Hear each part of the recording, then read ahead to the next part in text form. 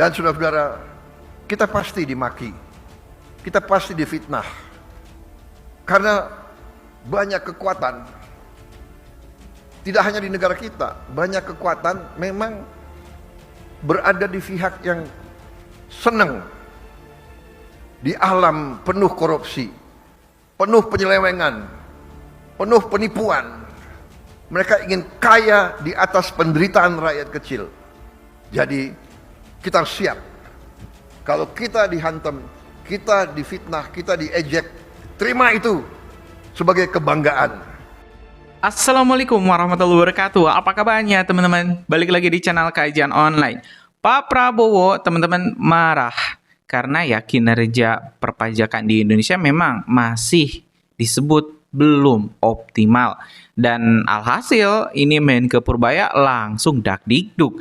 Ini Pak Purbaya pun langsung ambil tindakan cepat teman-teman untuk menindaklanjuti komentar atau ya mungkin ini laporan dari Pak Prabowo. Permintaan dari Pak Prabowo untuk membenahi sektor pajak di Indonesia. Sejumlah terobosan kita dengarkan juga dari Pak Purbaya, salah satunya adalah membebaskan pajak rakyat kecil. Wong cilik alhamdulillah teman-teman, ya ini dibebaskan dari pajak PPh 21.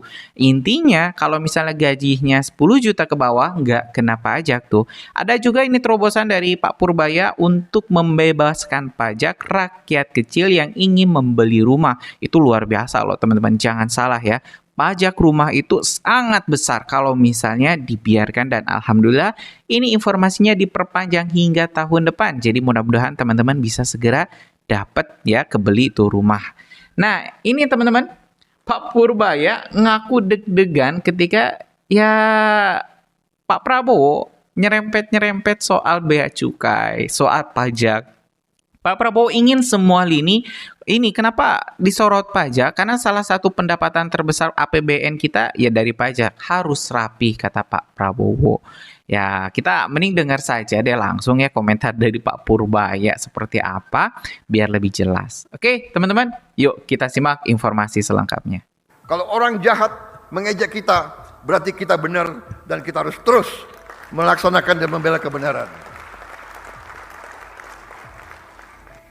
Saudara-saudara, percaya kita berada di jalan yang benar, di jalan membela keadilan, di jalan memberantas kemiskinan, di jalan menghilangkan kelaparan. Kita berada di jalan yang bersih, yang suci. Kita berada di jalan yang diridhoi oleh Tuhan Maha Kuasa. Jangan ragu-ragu. Saudara-saudara, kita buktikan. Kalau niat kita bersih, niat kita tidak mencuri uang rakyat, kita berbuat untuk kepentingan rakyat, kepentingan bangsa kita, keselamatan bangsa kita, kita tidak perlu ragu-ragu. Kita tidak perlu sedikit pun gentar. Dan saudara-saudara, kita pasti dimaki, kita pasti difitnah, karena banyak kekuatan, tidak hanya di negara kita, banyak kekuatan memang berada di pihak yang senang di alam penuh korupsi, penuh penyelewengan, penuh penipuan. Mereka ingin kaya di atas penderitaan rakyat kecil. Jadi kita harus siap. Kalau kita dihantam, kita difitnah, kita diejek, terima itu sebagai kebanggaan. Kalau orang jahat mengejek kita, berarti kita benar dan kita harus terus melaksanakan dan membela kebenaran.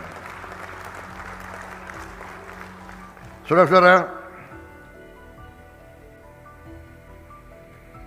banyak sekali yang kita akan review, tapi saya kira taklimat yang selanjutnya sebaiknya kawan-kawan media kita istirahat dulu. Kalau perlu mungkin makan dan minum kopi sambil saya memberi petunjuk-petunjuk yang lebih rinci. Jadi ada hal-hal yang boleh terbuka, tapi ada hal-hal yang sebaiknya kita simpan dulu, saudara-saudara.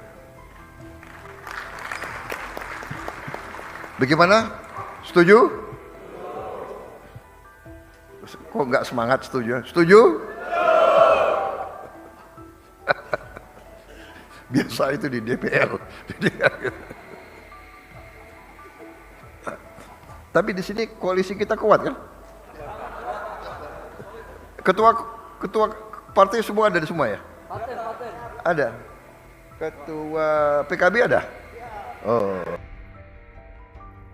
Presiden Prabowo Subianto menunjukkan sikap tegas. Ia menyatakan keprihatinannya terhadap maraknya aksi premanisme yang berkedok organisasi masyarakat dan kini mulai mengganggu iklim investasi di Indonesia. Tak tinggal diam, Presiden langsung berkoordinasi dengan Kejaksaan Agung dan Polri mencari solusi konkret untuk menghentikan ulah oknum yang meresahkan.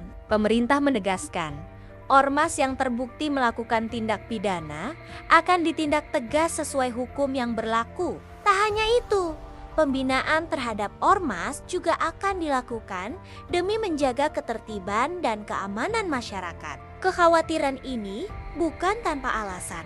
Kementerian Perindustrian mengungkap, aksi-aksi premanisme telah menggagalkan investasi ratusan triliun rupiah. Asosiasi Pengusaha Indonesia pun angkat suara, meminta iklim investasi segera dibenahi. Langkah Presiden Prabowo jadi sinyal kuat. Indonesia harus aman, tertib, dan ramah bagi para investor. Dukung terus upaya pemerintah menciptakan iklim usaha yang bersih dan kondusif.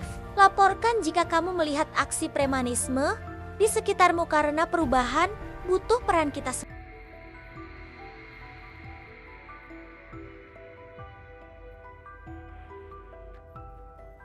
Para pecinta cerita digital Presiden Republik Indonesia, Prabowo Subianto, kembali menegaskan dukungannya kepada Menteri Keuangan, Purbaya Yudi Sadewa, dengan meminta para menteri dan pimpinan lembaga untuk tidak terus-menerus meminta tambahan anggaran di luar yang telah ditetapkan. Prabowo menekankan bahwa pengelolaan anggaran adalah prioritas utama dan Menteri Keuangan bertanggung jawab langsung kepadanya. Pernyataan ini mengindikasikan kepercayaan penuh Prabowo kepada Purbaya dalam mengelola keuangan negara. Dengan memberikan otonomi fiskal yang jelas, Prabowo ingin memastikan bahwa anggaran yang telah dialokasikan dapat digunakan secara efektif dan efisien untuk program-program prioritas pemerintah. Prabowo menjelaskan bahwa tidak semua kementerian dan lembaga akan mendapatkan alokasi anggaran sesuai keinginan mereka, karena pemerintah memiliki program khusus dan prioritas yang harus didahulukan. Hal ini menunjukkan bahwa pemerintah memiliki visi yang jelas dalam pembangunan dan fokus pada sektor-sektor yang dianggap paling strategis untuk kemajuan bangsa. Ia meminta kebesaran jiwa dari para menteri dan pimpinan lembaga untuk menerima anggaran yang ada saat ini dan bersabar menunggu perkembangan di masa mendatang. Pesan ini menekankan pentingnya kerjasama dan saling pengertian antar lembaga pemerintah dalam mencapai tujuan bersama. Prabowo menekankan otonomi fiskal berada di bawah koordinasinya sebagai presiden dengan mengatakan, "Jangan ganggu Menteri Keuangan terus, karena Menteri Keuangan itu bertanggung jawab kepada saya." Pernyataan ini menegaskan bahwa Presiden memiliki kendali penuh atas kebijakan fiskal dan Purbaya bertindak sebagai pelaksana utama. Ia juga mengungkit pengalamannya sendiri saat menjabat Menteri Pertahanan yang anggarannya juga dibatasi, menunjukkan bahwa kebijakan tersebut berlaku untuk semua kementerian. Hal ini menunjukkan bahwa Prabowo konsisten dalam menerapkan prinsip efisiensi dan prioritas dalam pengelolaan anggaran negara.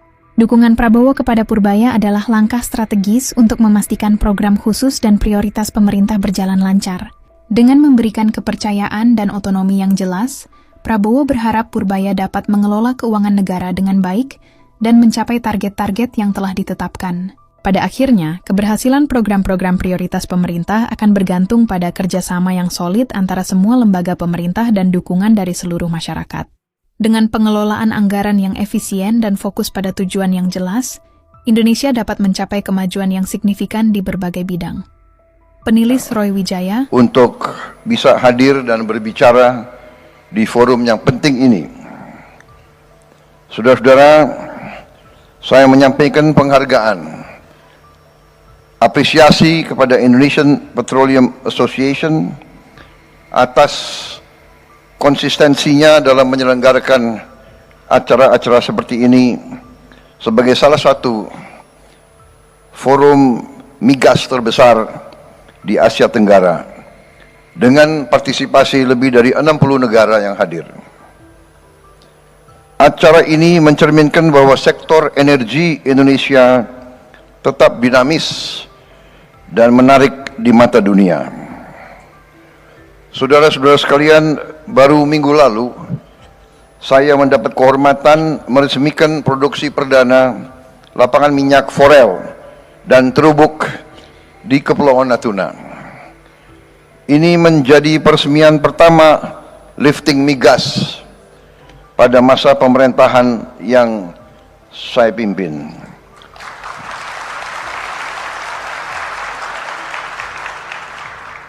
Lapangan ini menghasilkan tambahan 20.000 barrel minyak per hari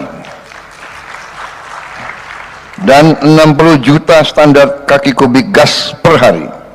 Angka yang sangat signifikan dibandingkan tren beberapa tahun terakhir.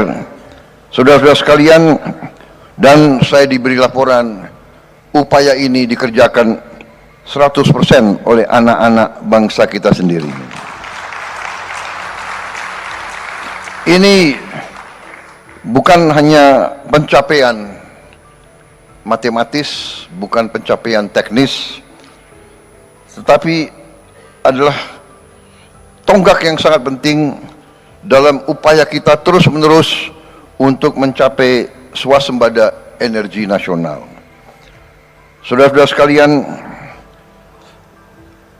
saya selalu mengatakan bahwa kedaulatan suatu bangsa dijamin oleh kemampuan bangsa itu untuk memenuhi pangan untuk bangsanya sendiri, dan kedua, kemampuan bangsa itu untuk memenuhi kebutuhan energinya sendiri. Kelangsungan hidup suatu bangsa, survival bangsa kita, survival bangsa-bangsa tergantung kepada hal dua tersebut. Saudara-saudara, saya bersyukur, saya bangga, saya terima kasih dengan semua unsur yang membawa kita dalam waktu singkat. Baru beberapa bulan kita bertanggung jawab atas pemerintahan Republik Indonesia. Baru saja kita melewati 6 bulan pemerintahan kita, tetapi produksi pangan kita sudah melampaui target dan perkiraan kita sendiri.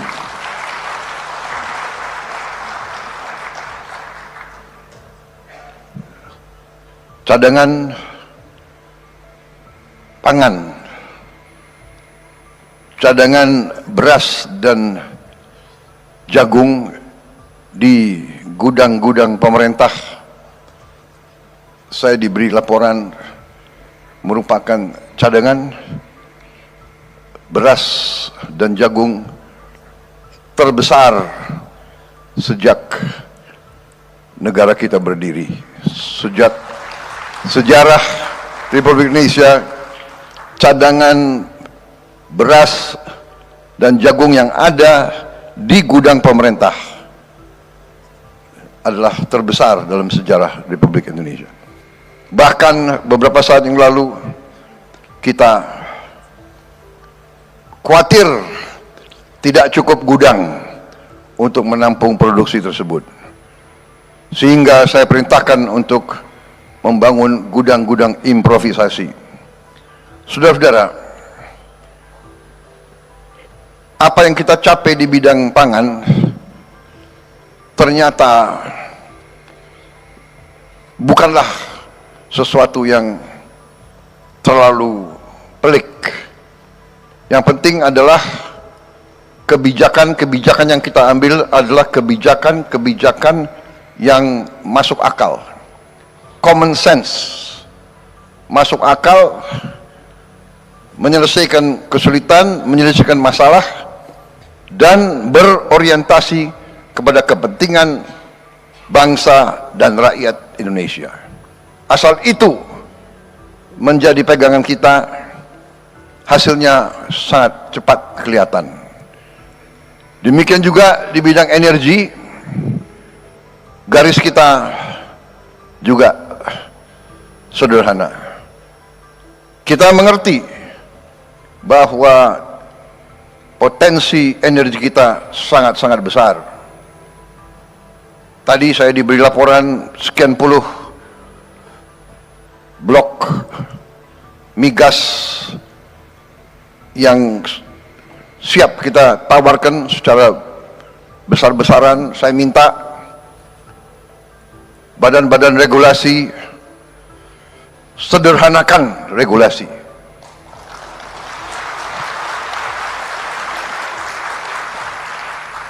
Saya ulangi, sederhanakan regulasi.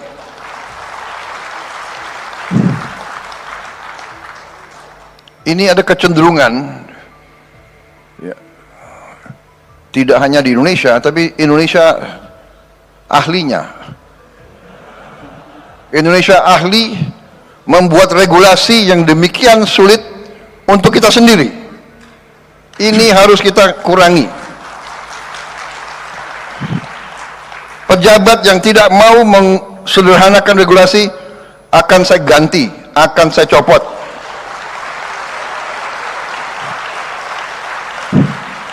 Banyak anak-anak muda yang nunggu diberi kesempatan.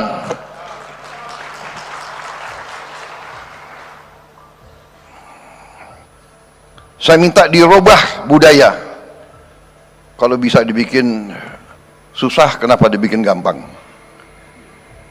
Robah cara berpikir seperti itu. Cara berpikir seperti itu tidak boleh lagi kita biarkan di republik kita yang kita cintai ini, saudara-saudara. Pejabat pemerintah, regulator adalah melayani masyarakat, mendukung, membantu semua pihak yang ingin bekerja di Indonesia. Kita butuh hasil yang cepat untuk rakyat kita. Dunia berubah, yang lamban, yang malas, yang punya pemikiran-pemikiran aneh-aneh harus pinggir, dan kita akan pinggirkan. Kita akan pinggirkan mereka-mereka yang tidak bekerja dengan baik.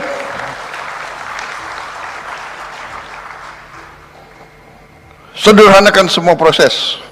Buat iklim sebaik mungkin untuk semua pihak yang ingin bekerja, dari luar negeri maupun dari dalam negeri.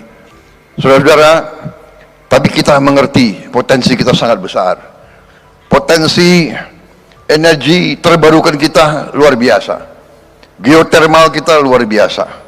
Potensi kita energi hidro sangat besar. Energi dari angin, energi dari gelombang ternyata sangat besar. Saya baru bicara dengan beberapa pakar dari universitas terbaik di luar negeri. Baru kemarin mereka ceritakan bahwa di laut-laut kita terdapat sumber-sumber energi yang sangat besar, yang teknologinya sekarang sudah ada. Kita sangat-sangat optimis sebentar lagi kita tidak hanya swasembada energi. Ya teman-teman, sudah kita dengarkan ya komentar dari Pak Purbaya terkait permintaan dari Pak Prabowo untuk memperbaiki sektor perpajakan khususnya bea cukai. Kalau dengar-dengar dari komentar Pak Purbaya ini saya sangat setuju. Orang-orang baik itu yang bakal diberikan tugas-tugas, nah yang jelek-jelek bakal dirumahkan. Memang akan cukup sulit teman-teman untuk memecat pegawai negeri, memecat PNS itu agak cukup sulit. Tapi dibebas tugaskan, tidak menebatkan ya tugas tupoksi jabatan khusus, nah itu bisa lebih mudah. Nah mungkin memang tidak dipecat secara struktural PNS-nya, tapi dibebas tugaskan lah, mungkin seperti itu omongan dari Pak Purbaya. Ini tentu langkah jenius, karena kalau misalnya ya tetap dilakukan, dikerjakan oleh orang-orang yang tidak kompeten, ya bea cukai tidak akan baik. Saya sangat setuju sekali dan mudah-mudahan Pak Purwaya bisa mengeksekusi perintah instruksi langsung dari Pak Presiden terkait ya perpajakan di Indonesia agar bisa lebih berbenah.